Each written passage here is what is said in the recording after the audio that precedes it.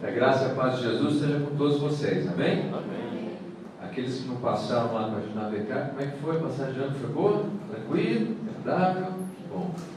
Amém. Lá foi bom também. Foi uma queima de fogos lá digna de Disney, né? Você vê assim, fora, e muito mais barato. Então, esse programa aí para o próximo ano. Você que tinha um sonho de ver aquela queima de fogos na Disney, não precisa ir tão longe. Dá um pulinho lá em Mogi, você vai conseguir ver também. Bom, Deus abençoe as nossas crianças, nossos professores, que tenham um ótimo tempo de aprendizado para Deus. Obrigado, viu, Lívia? Que a sua prole continue crescendo. Em netos agora, né? Em netas. Bom, nós vamos dar sequência ao nosso estudo da Palavra de Deus. É um livro que seria extenso. Eu vou pedir para alguém desligar esse sol de Damasco aqui, por favor. Se puder me ajudar a desligar aqui. Ele esquenta.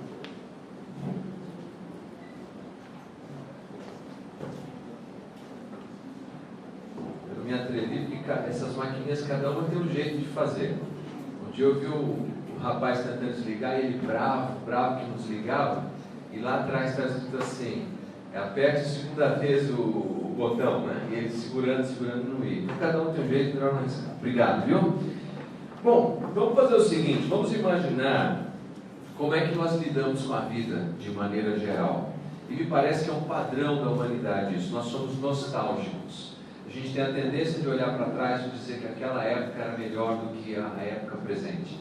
Não há nada novo a respeito disso, e nós sabemos, por exemplo, que existem citações que 1000 anos antes de Cristo, os egípcios chegavam a dizer que na época dele o jovem era melhor do que naqueles dias.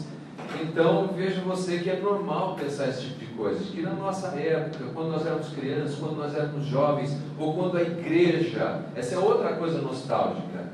Tem gente que, por exemplo, acha que a igreja era melhor na época da reforma, ou nos avivamentos do século XIX, na reforma do século XVI, ou outros acham que era melhor na época dos puritanos, outros acham que era melhor na época dos metodistas, do avivamento metodista, outros acham que era melhor na época dos anabatistas, e outros acham que a igreja era melhor na época da igreja primitiva.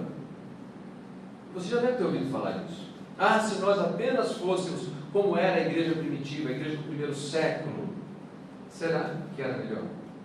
Eu acho que esse saudosismo que nós temos indica apenas uma coisa: a gente está ficando velho. Toda vez que a gente começa a comparar demais a outra época, outro tempo era melhor, quer dizer uma coisa só: a gente está envelhecendo. Aliás, eu gostaria de propor que o melhor tempo que nós temos, a melhor época que nós temos, é essa época em que Deus nos plantou. É agora, esse é o momento. Deus nos colocou aqui, Deus nos colocou agora. E eu ouso dizer, como já fiz referência quando estava fazendo as exposições do livro de Atos, que a igreja do primeiro século era tão problemática quanto a igreja atual, se não pior. Exatamente, se não pior. Imagine você que aqui na cidade de São José tivesse uma igreja, e nessa igreja você soubesse algumas coisas a respeito. Por exemplo, era uma igreja extremamente dividida, com preferências que chegavam ao ponto de uma pessoa não tolerar a outra, porque preferiam os líderes. Ah, eu gosto do Zé Roberto. O meu negócio é o Zé Roberto. O que o Zé Roberto diz é lei, é palavra de Deus. Eu gosto do Denis. Não, quando o Denis fala, é como o anjo de Deus falando na comunidade. Eu gosto dele, aquela cabeça brilhante que ele tem. Depois você edita isso aí. Eu gosto do Matias. Matias que jeito objetivo de falar as coisas. E aí os mais arrogantes diziam: eu gosto de Jesus. Esses são os piores ainda, que sofrem de uma arrogância crônica. Imagina uma igreja com esse tipo de atitude, que as pessoas não conseguem conviver por conta das suas preferências. Mas vamos deixar isso um pouco mais complicado. Imagine que essa igreja tivesse vergonha de falar que Jesus morreu numa cruz para perdoar os pecados dos homens. Então essa igreja só fala de coisa boa, de autoestima, de que você tem que ser bonita, mas esconde sempre a cruz, esconde o evangelho. Eles têm vergonha disso. Mas como se não bastasse, essa igreja também tem dúvidas sobre a ressurreição. O negócio de Jesus ressuscitou dentre os mortos, né? Vamos evitar esse assunto também. Também não tratam disso. Mas não para por aí. Imagine que essa igreja ainda tivesse um problema de imoralidade tão grande ao ponto de um membro da igreja, um moço, um rapaz está dormindo com a madrasta ou com a mãe, não sabemos com clareza como é que é a situação, a mulher do pai. Bom, isso por si só já seria muito ruim, mas isso a igreja toda desce a anuência. Vocês não tem problema, eles se amam, está tudo certo. O que você pensaria dessa igreja? Mas vamos entornar ainda mais esse caos. Vamos imaginar que no dia da ceia, essa igreja tivesse por costume não apenas comer um pedacinho de pão e beber um cálice, mas tivesse um banquete, à vontade. Mas a turma tinha mais dinheiro, costumasse chegar mais cedo, bebiam até ficar embriagados e comiam tudo que tinha de pão. Quando nós, mortais, chegássemos lá para o culto, para o dia da ceia, está todo mundo bêbado, caindo para um lado, caindo para o outro, já comeram tudo. O que você diria dessa igreja? Você recomendaria essa igreja para alguém? Vamos ver o que disse Paulo a respeito dessa igreja, porque essa igreja existiu. A igreja que se reunia na cidade de Corinto. Abra, por favor, no primeiro capítulo da carta de Paulo aos Coríntios, e nós vamos tentar cobrir nessa manhã o que for possível desse livro, aliás, dessa carta. Primeira carta de Paulo aos Coríntios, capítulo 1. Eu duvido, posso estar enganado, mas eu duvido que a gente tenha aqui em São José uma igreja que tenha características tão complicadas como essas aqui. Talvez algumas, mas todas essas, só sendo corintiano, sem trocadilho, sem trocadilho. Bom, vamos lá. A palavra de Deus diz assim, começando o primeiro versículo. Paulo, apóstolo de Cristo Jesus pela vontade de Deus, e o irmão Timóteo, a igreja de Deus que está em Corinto. Que coisa interessante, uma igreja tão problemática, tão complicada, e Paulo diz assim, a igreja de Deus que está em Corinto, e a todos o quê? Os pervertidos, não, todos os santos em toda a Acaia. Graça a vós outros e paz da parte de Deus nosso Pai e do Senhor Jesus Cristo. Versículo 3. Bendito seja o Deus e Pai de nosso Senhor Jesus Cristo, o Pai de misericórdias e Deus... Desculpem, meus irmãos, eu estou na segunda, está ótima a introdução, mas vamos voltar para 1 Coríntios. Paulo, chamado pela vontade de Deus para ser apóstolo de Jesus Cristo, e o irmão Sóstenes, mas continua, igreja de Deus que está em Corinto, aos santificados em Cristo Jesus, chamados para ser santos, com todos os que em todo lugar invocam o nome do nosso Senhor Jesus Cristo, Senhor deles e nosso. Graça a vós outros e paz da parte de Deus nosso Pai e do Senhor Jesus Cristo. Agora olha o versículo 4. Sempre dou graças a meu Deus a vosso respeito. Bom, nós vimos qual é a situação da igreja. Paulo se refere à igreja como sendo uma igreja de quem? De Deus. Paulo diz que eles não são profanos, mas eles são santos. E Paulo diz que dá graças a Deus quando pensa neles. Por que ele dá graças a Deus? Ele explica. Ele diz que é por causa da graça de Deus que foi dada a eles em Cristo Jesus. Ele continua. Porque em tudo fostes enriquecidos nele, em toda palavra, em todo conhecimento, e assim como o testemunho de Cristo tem sido confirmado em vós, de maneira que não vos falte nenhum dom, aguardando vós a revelação de nosso Senhor Jesus Cristo, o qual também vos confirmará até o fim, para serdes irrepreensíveis no dia do nosso Senhor Jesus Cristo. Fiel é Deus, pelo qual fostes chamados à comunhão de seu Filho Jesus Cristo, nosso Senhor. Aqui, depois de Paulo fazer essa elegante introdução, e é importante nós lembrarmos, o apóstolo Paulo escreveu 4 cartas à igreja de Corinto. 4. Nós temos 2 registradas no Novo Testamento. A primeira carta foi uma carta dura, se perdeu. E parece que essa carta dura de Paulo não trouxe o resultado esperado. Normalmente é assim. Às vezes a gente acha que a gente entrar com muita dureza em relação a alguém ou em relação a um problema, nós vamos resolver a parada. Dificilmente isso acontece. Não funcionou com Paulo, provavelmente não funcione conosco. Paulo então envia essa carta que nós consideramos primeira, que é a segunda carta, porque ele recebeu algumas informações a respeito dessa igreja. A outra carta, que seria a carta severa, nós também não temos essa carta. Há quem diga que partes dessa carta estejam na segunda carta de Paulo aos Coríntios. Ficou confuso? Tudo bem, fiquemos apenas com 1 Coríntios, 2 Coríntios, para facilitar a nossa conversa. Aqui o apóstolo Paulo está escrevendo porque duas coisas aconteceram. Primeiro, Paulo recebe uma série de perguntas teológicas e de ética cristã dessa igreja em Corinto. Você sabe que a igreja de Corinto foi fundada por Paulo, o registro está lá em Atos. A igreja ficava nessa cidade que tinha o que chama-se até hoje istmo, que é uma faixa estreita de terra, como se fosse essa mesa, e que unia duas áreas grandes. Eles ficavam nessa área chamada de Acaia. A cidade tinha sido destruída mais de 100 anos antes de Cristo e depois foi reconstruída. Na primeira vez era composta por cidadãos gregos, agora é composta por cidadãos romanos. No entanto, pessoas que foram alforriadas, quer dizer, eles eram escravos antes e agora são homens e mulheres livres.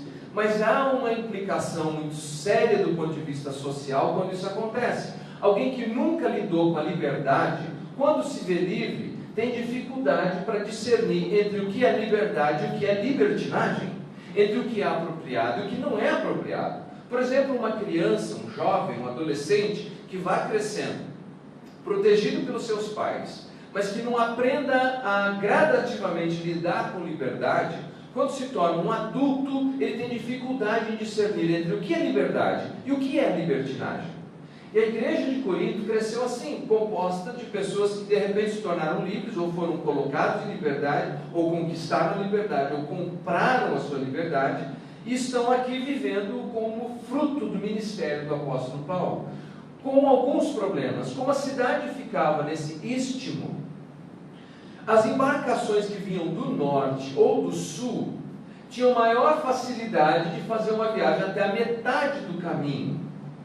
E na metade do caminho, as embarcações ou atracavam no oeste ou no sudeste para fazerem as suas negociações. Por quê? Porque dar a volta inteira implicava em pelo menos mais 400 quilômetros de viagem. Era mais fácil chegar nessa parte estreita de terra, e algumas embarcações pequenas, nos diz a história, sobre roldanas, eles atravessavam para o outro lado. Qual a implicação disso? A implicação é a seguinte: imagine a combinação: marinheiros que estão no mar muito tempo, chegam numa cidade portuária, em que homens e mulheres ainda estão discernindo como é que se lida com liberdade, como é que se lida com libertinagem. O que aconteceria naquele ambiente? Bom, eles eram prósperos, por causa de todo esse comércio que estava acontecendo aqui, eles prosperaram muito, embora não fossem de nobre nascimento. Por isso Paulo diz assim: não muitos de vocês foram chamados como nobres, não eram. E lá no alto da cidade, tinha uma acrópole, que era uma cidade que servia para ver se vinham inimigos, mas também tinha um templo religioso, diz os estudiosos, aproximadamente 600 metros quadrados, não muito grande, mas ali eles tinham prostitutas cultuais. Centenas, talvez milhares. Quando esses homens chegavam na cidade de Corinto, o primeiro lugar que eles queriam visitar era a igreja. Vocês estão entendendo o que eu quero dizer? Eu dava uma mensagem para a mulher dizendo: fica tranquilo, eu estou na igreja. Mas nenhuma mulher aqui gostaria que o marido estivesse naquela igreja, naquele tipo de igreja. É nesse ambiente que a igreja de Corinto está se desenvolvendo. Perceberam por que eles são tolerantes em relação a alguma coisa? Embora fossem romanos, a cultura era grega. Os gregos tinham um sério problema em relação ao corpo. Eles gostavam de falar muito da imortalidade da alma, mas tinham dificuldade com o corpo. De um lado, idolatravam o corpo e diziam que ele não podia causar nenhuma interferência na sua vida espiritual. E outros tinham uma atitude acerta em relação ao corpo. Não, você não coma coisas, porque senão pode causar prejuízos. Eles tinham uma situação, daí a razão, porque eles escondiam a cruz. Porque dizer que um corpo pendurado na cruz trazia perdão dos pecados não parecia algo muito espiritual. E tinha um problema com a ressurreição. Como é que Jesus voltou para o corpo, se a imortalidade da alma e do espírito é mais importante? E Paulo precisa lidar com todas essas coisas, essas questões que eles estão levantando, para aprenderem a discernir entre o que é liberdade e o que é libertinagem. O que esses líderes não fizeram, eles não compartilharam com Paulo que eles estavam vivendo outro tipo de problema, divisão e imoralidade dentro da igreja. Quem fez isso foi a casa de Chloe. Nós não sabemos se Chloe é homem ou mulher, porque Chloe é o tipo de nome igual Darcy. Quem é que já conheceu a dona Darcy? Deixa eu ver. Quem já conheceu o senhor Darcy? Está vendo? É um nome assim, Chloe do mesmo jeito.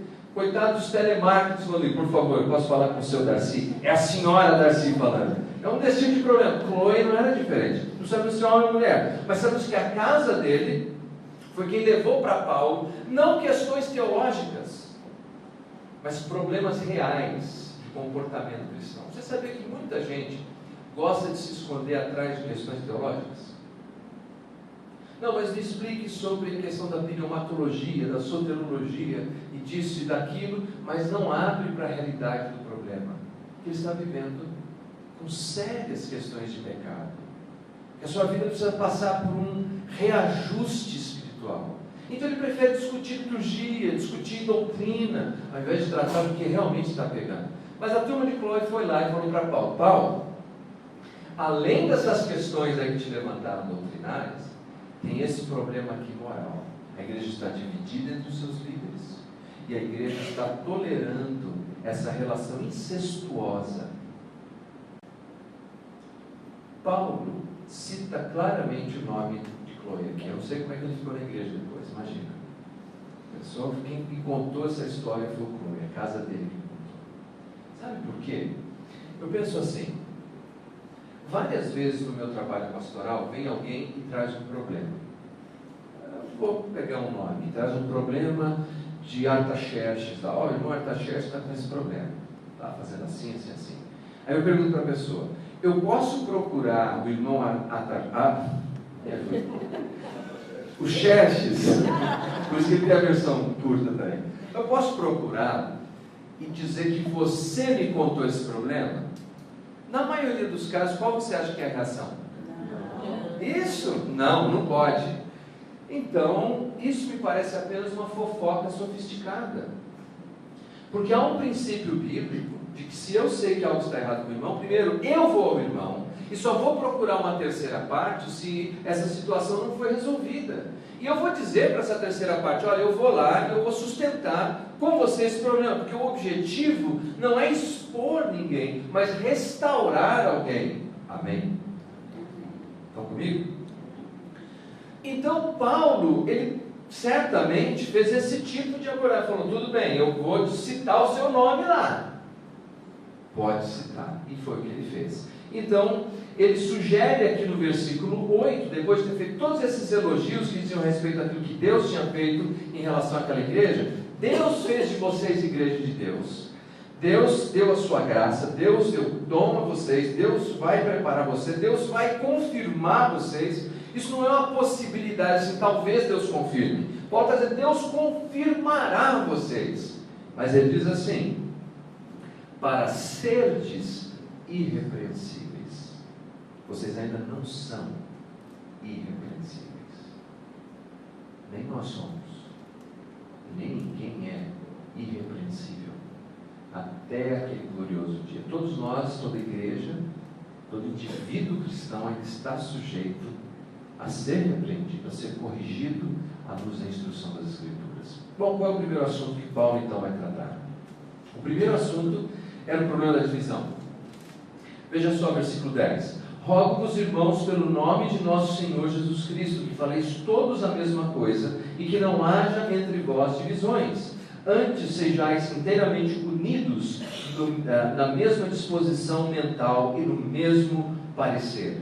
Versículo 12, então, ele explica essa questão das divisões e dos múltiplos líderes. E Paulo vai explicar algo muito importante. No capítulo 3, ele nos fala qual é a causa da divisão. Você sabe qual é a causa da divisão entre as pessoas estarem com tantos partidos e tantas preferências? Capítulo 3. Eu, porém, irmãos, não vos pude falar como a espirituais, e sim como a carnais, como crianças. O problema da divisão é imaturidade, é infantilidade. Agora, a imaturidade faz parte da experiência cristã, ou não faz? A gente nasce de novo e a gente nasce como um bebezinho. Se alguém, por exemplo, está num ambiente, aqui tem um bebezinho no colo, eu vou até lá e digo assim, ah, que criancinha linda, quantos anos tem? Ele fala, não tem nem um ano ainda, tem apenas 10 meses. Ah, mas é muito bonitinha a sua neta, a sua filha. Agora imagine que eu chegue até essa pessoa que está com o bebezinho no colo e falo, que criança linda, quantos anos tem? Ele fala, 22. Eu não sei nem o que digo mais. Digo que é bonitinha? Digo que é uma graça? Digo que parece com a mãe? O que eu digo? Eu não digo nada. Ah, eu não sei, eu sinto muito, vou orar por você. Eu não é? Por quê? Porque eu estou diante de uma situação anormal, de algo que não deveria estar acontecendo. Então, o normal é sim, há um prazo, há um processo, há um primeiro passo na vida, em que todos nós somos bebês. Nesse momento, a gente tem as nossas preferências. E essas preferências são muito significativas. A gente gosta mais disso, daquilo, da música de um jeito, de outra maneira, e a gente gosta. Mas se os dias vão passando, os anos vão passando, os meses vão passando, e essas preferências vão se tornando em causa para que eu não consiga conviver com o outro, eu estou sofrendo de uma inanição espiritual. E agora aquilo passa a ser um problema, porque eu não posso ser criança para sempre. Está bem? Não posso. E pode ser essa a causa. O outro problema que nós vamos ver que Paulo discute, como causa disso, a partir do versículo 18, ele fala, certamente a palavra da cruz é loucura. Vejam, eles estavam escondendo a cruz, e eles estavam colocando o mensageiro acima da mensagem. A autoridade do mensageiro está atrelada à autoridade da mensagem, e o mensageiro nunca pode estar acima da mensagem. E Paulo discute isso para resolver o problema dos cismas, dizendo assim, mas espera aí, quem morreu por vocês? Foi Apolo? Foi Paulo? Foi Kefas? Quem morreu por vocês? Foi o Leandro, José Roberto, ou Denis, ou qualquer outro nome que você possa referir? Nenhum deles morreu por vocês na cruz, e nenhum deles morreria por vocês na cruz. Quem morreu por vocês na cruz foi Jesus. E Jesus é quem nos une. E fazendo isso, Paulo estava resolvendo dois problemas. O problema do cisma que existia na igreja e o problema deles estarem escondendo a cruz. Diz, olha, a resposta está na mensagem. E a mensagem é a mesma, a mensagem da cruz. Quem nos une é Cristo, por meio da sua morte vicária em nosso favor. Nunca coloque o mensageiro acima da mensagem. E nós não devemos fazer o mesmo. Bom, indo adiante, a gente tem que correr um pouquinho. O apóstolo Paulo, então, passa a tratar de um outro assunto, e eu vou direto ao capítulo 5. No capítulo 5, o apóstolo Paulo vai tratar do problema da imoralidade na igreja. Veja o que ele diz no versículo 1.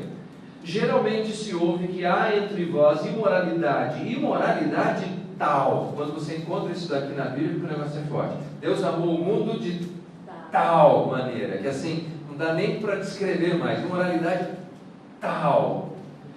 Como nem mesmo entre os gentios, isto é, haver quem se atreva a possuir a mulher de seu próprio pai. Vejam que o texto é obscuro, a gente sabe que é uma relação incestuosa, mas não sabemos qual grau. Qual é o problema aqui? Me parece que o problema implícito é que eles estavam colocando o amor acima da verdade. De novo, os gregos, eles tinham por costume, e aliás essas palavras existem até hoje, de descrever amor com diferentes palavras. Então nós temos a palavra eros, que dá a raiz de erótico, em que é um amor de atração física. A pessoa olha e se sente atraído fisicamente. Outra palavra era epitomia, que era uma descrição mais de um grau mais baixo. Veja só, erótico em si só não é mal. Dentro de um casamento é importante que haja erotismo, que o homem se sinta atraído pela sua esposa, a esposa se sinta atraída pelo marido. Casamento não é só feito disso, mas isso faz parte do casamento. Se você tem dúvida, leia Cantar de Salomão. Mas epitomia era uma perversão da sexualidade. Então, essa perversão, inclusive, pouco se fala nos escritos do Novo Testamento. O terceiro amor era aquele que a gente sabe de Filadelfos, amor de ideias, de irmão, de amigo. é aquela pessoa que senta para tomar um café junto e carrega um bom papo por horas. É o amor de afinidade, que também é importante que esteja presente na relação conjugal, não é? É bom que os casais consigam trocar assuntos comuns. Aliás, eu diria que a maioria das discussões hoje, seminários de casamento, etc., discutem principalmente esse e o outro, de atração e de relação pessoal, de interação pessoal. Mas o terceiro grau de amor, que era pouquíssimo discutido no mundo grego, inclusive alguns achavam que era uma palavra inventada pelos escritores do Novo Testamento, é o amor ágape, o amor sacrificial, que não tem a ver com atração, que não tem a ver com interação de ideias, tem a ver com o desejo de sacrificar-se pela outra pessoa. Mas estes irmãos da cidade de Corinto estavam estacionados no primeiro. Não, eles se amam. Então, se eles se amam, não pode estar errado. Ora, isso não é verdade. Porque, e mesmo correndo isso é redundante, porque o amor só é estabelecido, o amor genuíno só é estabelecido sobre a verdade. Jesus falou de amor? Sim ou não? Sim. Mas Jesus falou de verdade. Jesus é a encarnação da verdade. Eu sou o caminho, verdade. A verdade é a base do cristão. O amor é o subproduto.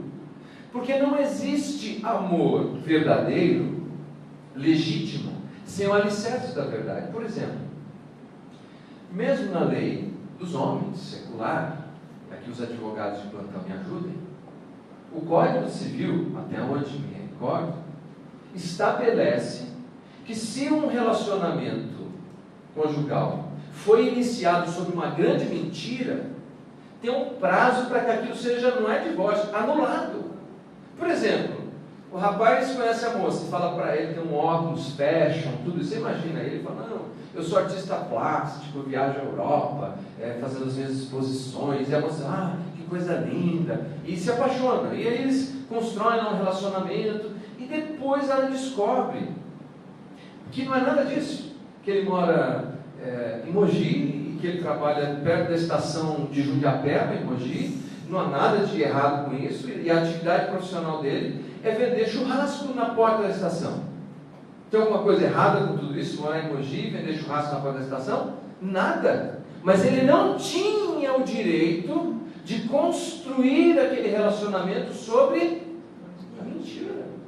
Porque ela devotou o amor dela a alguém irreal, alguém que não existe, percebeu? Entra em colapso. E Paulo, então, ele está corrigindo aqui e dizendo o seguinte no capítulo 5: vocês não deveriam, como igreja, terem em nome do amor tolerado essa situação que é intolerável.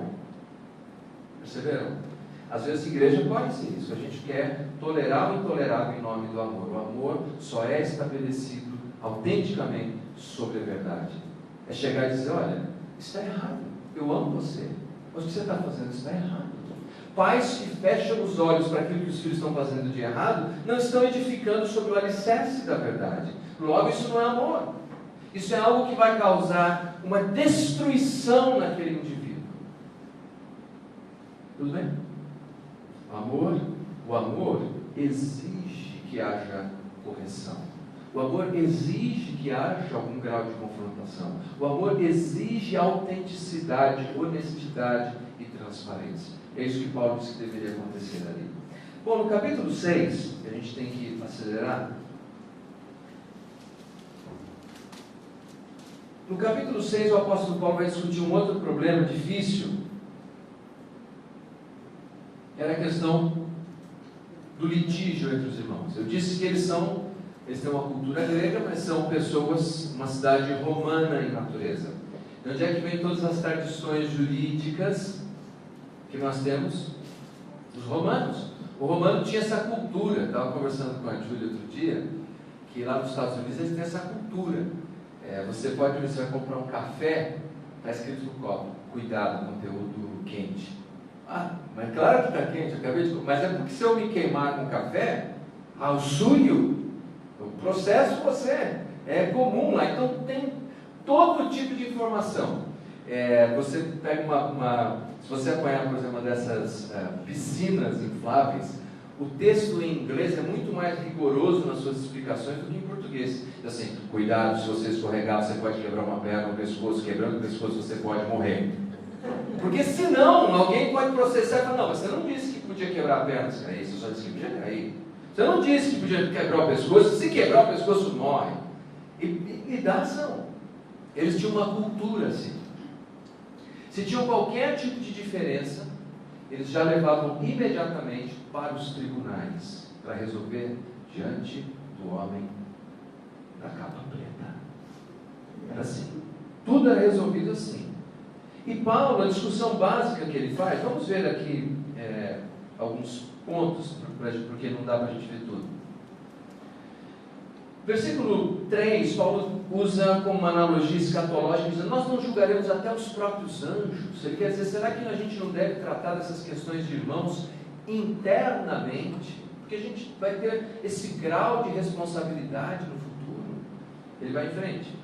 Ele diz assim, vamos ver aqui a partir do versículo 5. Para vergonha vos digo, não há porventura nem ao menos um sábio entre vós que possa julgar no meio da irmandade, mas irá um irmão a juízo contra outro irmão, estando isso perante incrédulos? Bom, o que Paulo estava colocando aqui é o seguinte, que quando os irmãos levavam suas demandas pessoais diante do homem da capa preta, eles estavam lavando a roupa suja em público. Se eu for visitar a sua casa, você não vai ficar pegando lá suas peças íntimas e me chamar para te acompanhar quando você vai lavar. Vai? Acho que não. Porque não se faz isso, eles têm coisas que são privadas, particulares.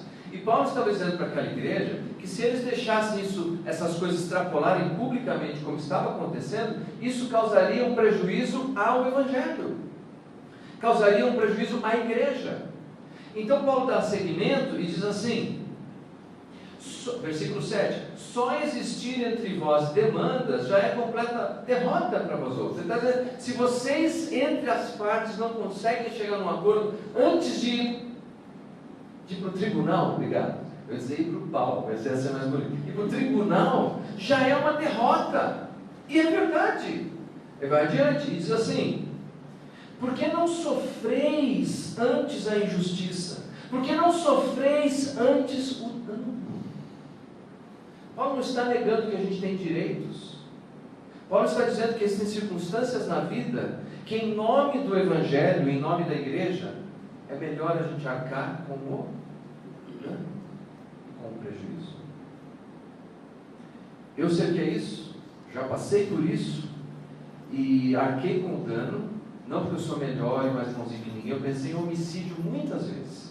Bom, porque matar secretamente, acho que ninguém sabe. Pensei isso muitas vezes. Mas eu sabia que eu não podia fazer aquilo para não causar prejuízo ao Evangelho. Não é que não tenho direito. Então veja, muitas vezes o Paulo está dizendo, é melhor que você arque com o dano. Por quê? Por uma visão escatológica, por uma visão de que é um Deus que é o justo juiz de toda a terra. E ainda que eu sofra dano agora, nesse momento, um dia, esse Deus, que é justo juiz de toda a terra, Ele fará justiça. Ele me recompensará, Ele me protegerá, Ele valorizará aquilo que eu fiz em nome do Evangelho. Isso não é uma atitude de fé, isso é uma atitude de fé. Bom, esse é o capítulo 6, vamos em frente. Capítulo 7, o apóstolo Paulo vai discutir a questão do celibato, do casamento, do divórcio, do recasamento, da viuvez, do celibato, do casamento. Tudo isso aqui. Como você pode imaginar, nós vamos fazer só um ano passando. Existiam pelo menos 4 tipos de casamentos ali, o que torna a passagem ainda mais complexa. Existia um casamento por conta de pagamento de dívida. Se eu, por exemplo, não tivesse dinheiro para pagar uma conta, eu pegava uma filha minha e dava como pagamento. E aquilo era considerado um casamento. Também tinha um tipo de casamento que era o seguinte, se eu era um senhor de escravos, eu podia pegar um escravo e uma escrava e colocá-los numa vida conjugal, de casamento, para que eles gerassem filhos legítimos e eu teria mais escravos, mas aquilo era considerado casamento. E aí você tinha o casamento civil, e você tinha também o casamento religioso. Tudo isso está acontecendo em Coríntios. E o grande problema é que com essas questões gregas, o corpo não é bom, então o celibato foi elevado à posição de que é algo mais sagrado e santo. E Paulo precisa resolver essas coisas. Ele diz, primeiro, o celibato não era uma posição mais sagrada e mais santa, mas era uma oportunidade de melhor servir a Cristo. Por quê? Porque o solteiro está livre para fazer o que quiser, a hora que quiser, vir e ir e pregar o Evangelho. Eu, antes de me converter, eu parecia pombo dentro de igreja, eu não saía da igreja. Eu vivia envolvido com coisa de igreja, na sexta, no sábado, no domingo, à tarde, até que eu tive a alegria maior das honras, minha mulher está aqui hoje, de me casar com a Julie. E aí eu tive que mudar algumas coisas. E graças a Deus, muito pelos bons conselhos que ela me deu. Porque Paulo diz assim, quem casa tem um ministério muito importante, agradar o cônjuge. Quer ver? Vamos ver se a gente localiza aqui. Capítulo 7.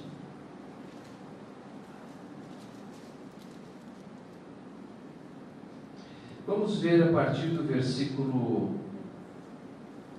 33. Mas o que se casou, cuida das coisas do mundo. Do quê? De como agradar a esposa. Aliás, Paulo não está fazendo assim, ele está fazendo ele está reconhecendo o fato, é isso que deve ser. Você casou, agora você tem que cuidar de como agradar a sua esposa. E aí nós homens estamos nessa missão impossível, de tentar achar um jeito de agradar. Mas esse deveria ser o nosso trabalho. Acordar de manhã e pensar, muito bem, Senhor, quando a gente vai fazer um trabalho missionário, preparar uma mensagem, a gente não pensa, Senhor, como é que eu vou fazer o melhor lá, me abençoe isso. Eu acho que nós, homens, deveríamos toda manhã orar para Deus, como é que eu vou agradar essa mulher, hein? Então, me dá uma graça aqui, um sinal, para a gente poder melhorar nisso, porque essa é a função do homem que se casou. Mas aleluia, irmãos, porque Deus também fala para as mulheres. Veja só, vamos para o 34 logo. Assim está dividido também. Assim está dividido. Também a mulher, tanto a viúva como a virgem, cuida das coisas do Senhor. Veja, solteira, para ser santa, assim no corpo como no espírito. Oh, glória. A que se casou, porém, se preocupa com as coisas do mundo, de como agradar o marido. Os homens, por favor, amém? Amém. Amém. A mulher cristã, da mesma maneira, deveria levantar de manhã e orar e dizer, Deus, como é que eu vou agradar esse homem? Esse homem que eu preciso agradar. Como é que eu vou fazer isso? Porque essa passa a ser a função do casamento e o ministério mais importante, em que um agrade o outro. Então Paulo diz assim, se estiver solteiro e quer servir a Cristo com toda a sua energia, talvez seja uma melhor opção. Mas se você se casou, agora concentre-se na sua família. Mas Paulo levanta para algumas possibilidades, que era o caso, e eram as questões que estavam trazendo a ele. E se ela é casada com um não crente? Porque algumas irmãs em Corinto parecem que estavam pensando, quer saber, eu não aguento mais esse não crente. Eu vou largar esse homem e vou casar com um irmão na fé, que tem um joelho igual de um camelo de tanto orar. É ele que eu quero, é esse homem da minha vida, eu vou largar aquilo. Paulo disse, não, se o não crente consente em viver com você, fica com ele. Fica com ele, e vice-versa. Mas e se não tiver jeito e chegar numa situação de dissolução? Aí Paulo volta para o primeiro conselho, então fica solteiro. E se fiquei viúvo, então fica solteiro. Veja, Paulo sempre volta no primeiro conselho. Eu sei, nenhum de nós tem ouvido os conselhos de Paulo ultimamente. Mas em resumo, sabe o que a palavra de Deus está nos dizendo? Nós não podemos banalizar o casamento. Eu não estou sendo ingênuo, eu não estou sendo aqui fazendo o tipo inocente. Nós vivemos num mundo caído. Casamentos acabam, infelizmente. Há uma distância entre o ideal e o real, entre as coisas duras e difíceis que a gente enfrenta na vida.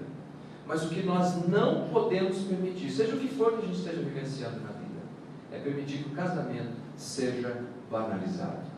Não banalize o casamento. É isso que Paulo estava dizendo. Veja, socialmente, todas essas coisas que estavam acontecendo eram aceitáveis. Legalmente, tudo que estava acontecendo ali eram aceitáveis. Mas Paulo estava dizendo, nós nos norteamos por uma lei superior, por uma lei maior. E nós não devemos banalizar o casamento. Amém? Porque, queridos, nós estamos vivendo tempos difíceis. Difíceis. Eu por favor, não entenda as minhas palavras como alguém que está destratando pessoas que passaram por momentos difíceis na vida e no casamento. Não é isso. Nós estamos vivendo momentos difíceis. Às vezes eu encontro um amigo, ele está com uma mocinha do lado dele. Eu não sei se é a mulher dele ou se é a filha que cresceu. Eu não sei. Você falou, sua filha cresceu. Não é a filha. Dá ou não está assim? E depois de mais um ano, 2, está com outra, e com outra, e parece que, de um modo geral, a igreja está aceitando isso numa boa. Não podemos banalizar o casamento. Devemos valorizar o casamento. Claro que nós vamos abraçar, receber, apoiar quem passa por uma experiência difícil e complicada na experiência conjugal. Mas isso não quer dizer que a gente deve banalizar o casamento. Amém? Vocês aguentam mais um pouquinho? Coríntios é difícil porque cada capítulo Paulo está tratando de um assunto e eu não vou dar conta de cobrir todos eles. Capítulo 8 ele trata da questão das áreas cinzas. Veja, no cristianismo você não tem um capítulo e versículo para todas as experiências da vida. Tem algumas áreas que são cinzas, que tem a ver com a consciência de cada um, com a decisão de cada um, quando não há um texto explícito condenando ou aprovando determinada coisa. Esse tipo de problema aconteceu na igreja de Roma, quando alguns comiam carne e outros não comiam carne, e Paulo disse assim, e agora? Quem está certo? Quem come carne ou quem não come? E Paulo propõe lá que o que se deveria levar em consideração é o amor fraternal, é o relacionamento, é levar o outro em consideração. Então, voltando lá no início, a igreja estava dividida, porque não estava levando em consideração o outro, mas estava levando em consideração o seu próprio umbigo. Aquele casal estava tendo uma relação incestuosa, não porque estava levando em consideração o amor verdadeiro, mas porque estava levando em consideração o seu próprio egoísmo. A igreja, os irmãos estavam levando um ao outro ao litígio, não porque estavam levando em consideração o outro, mas porque estavam interessados apenas neles próprios. A igreja estava vivenciando no capítulo 7 múltiplas separações e divórcios, não porque tinham problemas conjugais, mas porque estavam banalizando o casamento e não levando em consideração o outro. E agora no capítulo 8, Paulo vai falar desse problema da comida sacrificada a ídolos, porque alguns sentiam que funcionava mais ou menos assim. Lá no templo matavam um boi e ofereciam um sacrifício lá para um deus pagão, mas sobrava, um boi é um bicho grande, sobrava, aquilo ia então uma parte para a festa pagã, mas sobrava, o bicho é grande, o que sobrava ia para o mercado. Aí o irmão que ia comprar carne lá no mercado, alguns começavam a pensar, mas peraí, essa carne que eu estou comprando aqui, foi usada uma parte na festa pagã, e foi usada como um sacrifício, então eu não deveria comer, porque eles tinham uma crença também que os demônios, eles não eram só politeístas, mas eles acreditavam também que os demônios entravam nos alimentos, e depois possuíam os incautos. Ele falou, então eu também não posso comer isso. Então Paulo vem apresentar algo muito importante. Ele diz, o ídolo não é nada. Se essa carne não tem nenhum poder de contaminar vocês, tem um demônio nessa carne. E ainda tem alguns grupos assim. Eu me lembro de alguns grupos que diziam que você não podia tomar Sprite, porque Sprite em inglês é bidon. Outros diziam que você não podia comer maionese Hellmann's, porque Hellmann's eram homens do inferno, num plural ruim do inglês, mas tudo bem. Nunca ouviram isso? Será que só eu ouvi essas coisas?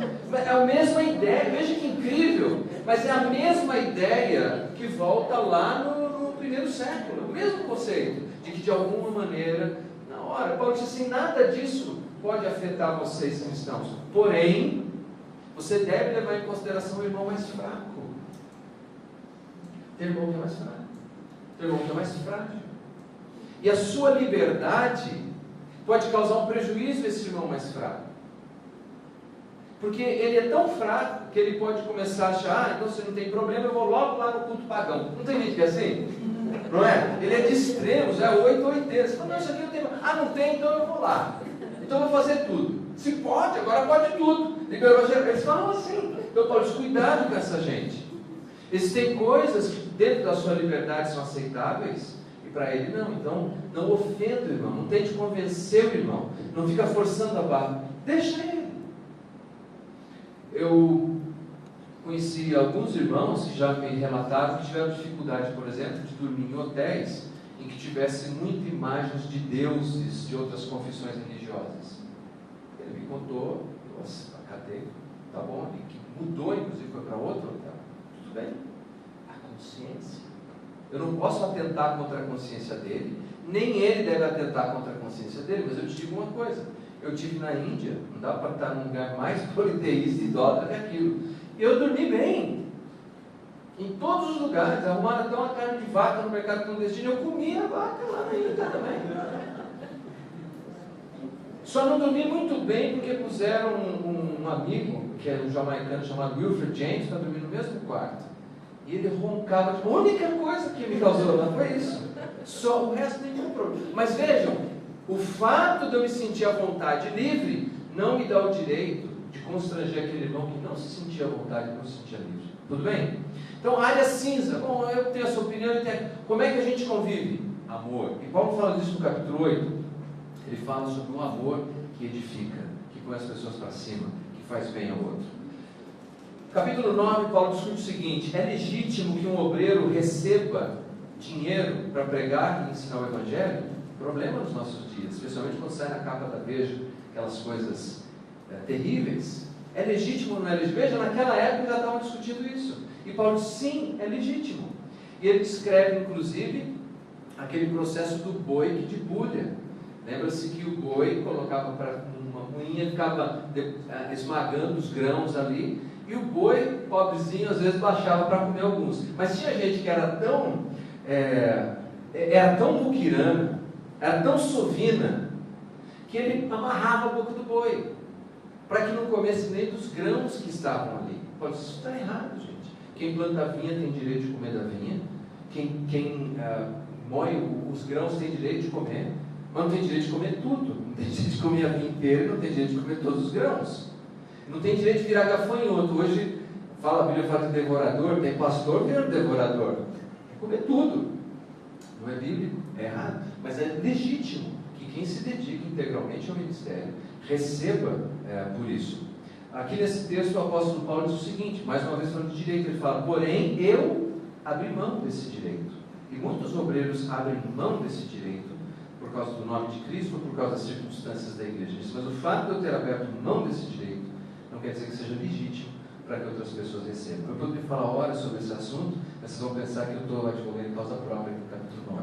Então vamos para o 10. No 10 o apóstolo Paulo apresenta exemplos de Israel, dizendo que eles cobiçaram coisas terríveis e foram disciplinados por Deus por causa daquela cobiça, e nós deveríamos ter cuidado para não termos a mesma atitude.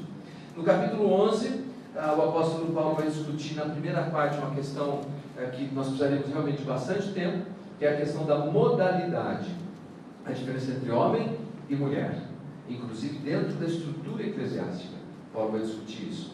Há duas posições básicas hoje, eu vou brevemente citar. Uma se chama igualitarismo, diz assim, não há diferença nenhuma, baseado especialmente no texto de Gálatas, diz assim, que em Cristo não há escravo, nem livre, nem judeu, nem grego, nem homem, nem mulher. Bom, isso é verdade do ponto de vista da espiritualidade e da salvação, mas as nossas funções, no meu entender, continuam sendo diferentes. Graças a Deus, na minha opinião, homem continua sendo homem, mulher continua sendo mulher. E sim, nós somos diferentes e temos funções diferentes, e isso nem nos valoriza demais, nem nos diminui de maneira alguma. O que nós precisamos é ter um entendimento bíblico do que isso quer dizer. Me parece que na carta de Paulo aos Coríntios estava havendo também essa confusão. Veja, eles tinham dificuldade de lidar com liberdade e libertinagem. E Paulo então faz toda uma discussão que tem muitos elementos culturais aqui para explicar: homem, seja homem, mulher, seja mulher. Homem, não tenha vergonha da sua masculinidade, mulher, não tenha vergonha da sua feminilidade.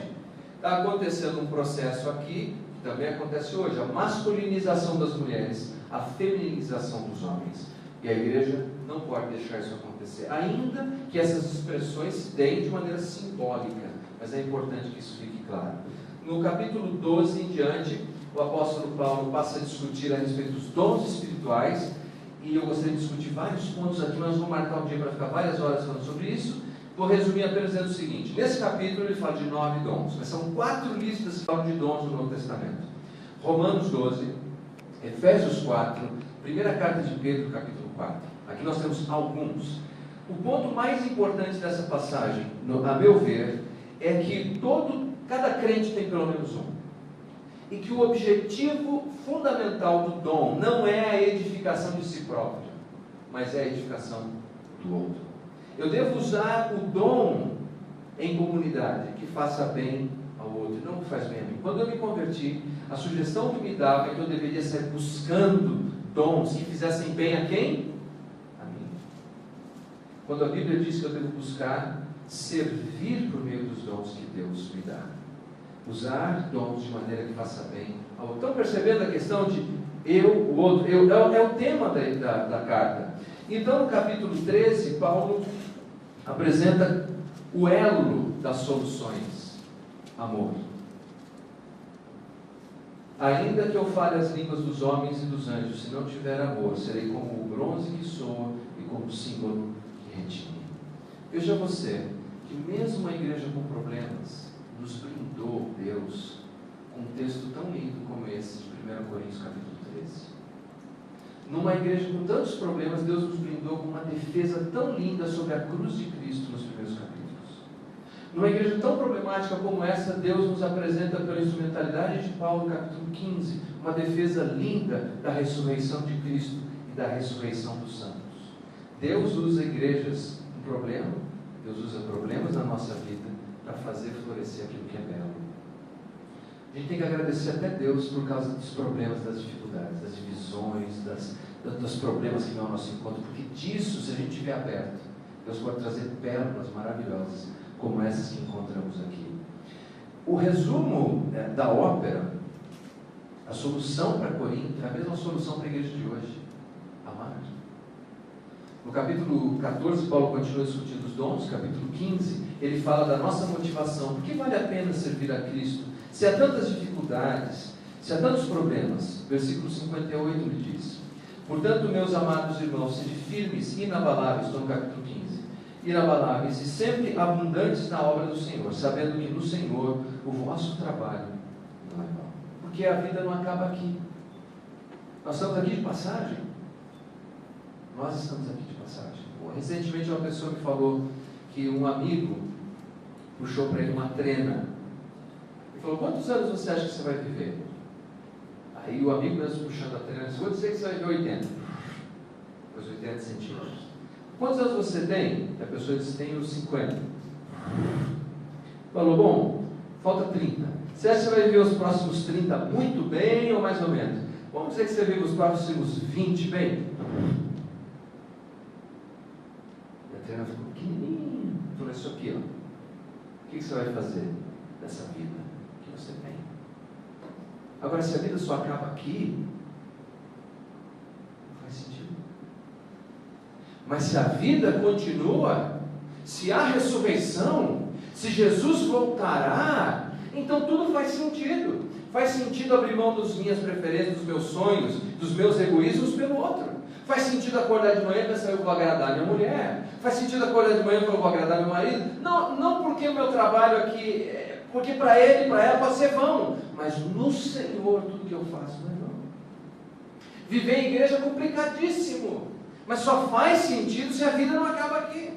Porque no Senhor o nosso trabalho não é vão. Daí vale a pena viver em amor. E Paulo termina então com um conselho muito prático no capítulo 16. Ele fala: então agora que eu falei tudo isso, nós vamos tirar uma oferta. Nós não vamos, é só estou dizendo o que Paulo fez. Paulo diz assim: então agora vocês entenderam que é viver em amor, que é servir, nós vamos tirar uma oferta e ajudar os irmãos sofredores da igreja empobrecida de Jerusalém. Dizem que o apóstolo João, quando estava bem velhinho, ele ia de igreja em igreja e repetia apenas a mesma coisa: filhinhos, amai-vos uns aos outros. Filhinhos, amai-vos uns aos outros. E alguns discípulos se incomodavam, falavam: apóstolo João, repetindo a mesma coisa. Estavam suspeitando que ele já estava avançado de idade. Falando a mesma coisa. Ele disse: sim, porque esse é o mandamento do Senhor. E se nós cumprirmos esse, já é o suficiente. Para mim, todas as dificuldades que a gente encontra na igreja de Corinto, era a falta desse. E hoje, continua sendo. Que Deus nos ajude aqui esse amor que independe da atração, independe do desejo. É o amor que a gente escolhe, fala, eu vou amar esse povo, apesar das nossas diferenças, apesar das nossas divergências. Nós temos um pacto de vida, até porque a vida não acaba aqui. Último pensamento para você. A sua grandeza é medida pela sua gentileza. A sua educação e o seu intelecto é medido pela sua modéstia.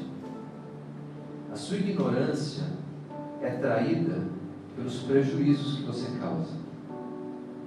Mas o seu verdadeiro calibre é medido pela maneira como você trata e ama o outro.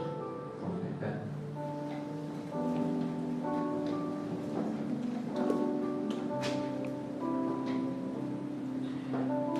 Pai querido, muito obrigado por essa manhã, obrigado pela oportunidade de ouvir a sua palavra e pelas exortações que nós encontramos nessa carta tão rica. Obrigado pelo ministério do apóstolo Paulo e pelo teu Espírito que me inspirou a nos trazer essa mensagem. Que essa mensagem encontre um solo fértil em nossos corações, que nós possamos viver, Senhor, para te agradar, viver o Evangelho de verdade e entender que igreja, onde tem ser humano, nós lidaremos com problemas e dificuldades. Que o antídoto, que é aquilo que vai nos ajudar a ir adiante, é entender que a vida não acaba aqui e que nós devemos amar ao Senhor e amar uns aos outros. Em nome de Jesus.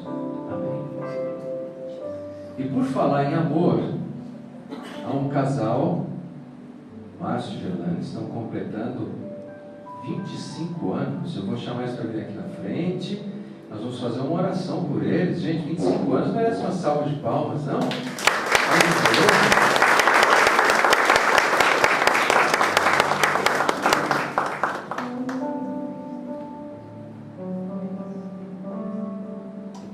Hoje isso é um exemplo. A gente falou de tanta coisa que acontece, né, e lutas que a gente tem dentro de igreja em relação ao casamento, mas ainda tem gente que nos inspira, nos encoraja, né? E vocês hoje servem de encorajamento para nós, para aqueles que ainda estão pensando aí no casamento. Bom, estenda suas mãos para cá, num gesto simbólico de abençoar esse casal, esses irmãos. Pai querido, Pai Santo, nós te agradecemos tanto por essa manhã, pela vida do Márcio e da Gerlane. 25 anos, Senhor, de casamento. Certamente de lutas, de alegrias, de tristezas, de alguns momentos, Senhor, de picos, outros momentos de vales. Mas eles estão juntos até hoje. Nós te agradecemos, Pai. Que os votos que eles fizeram 25 anos atrás continuem sendo votos de fidelidade e frutíferos. Que eles possam continuar sendo, Senhor, um exemplo para os amigos, para os irmãos na fé, para as novas gerações, Senhor, que querem também seguir em direção ao sagrado laço do matrimônio. Em nome de Jesus. Amém.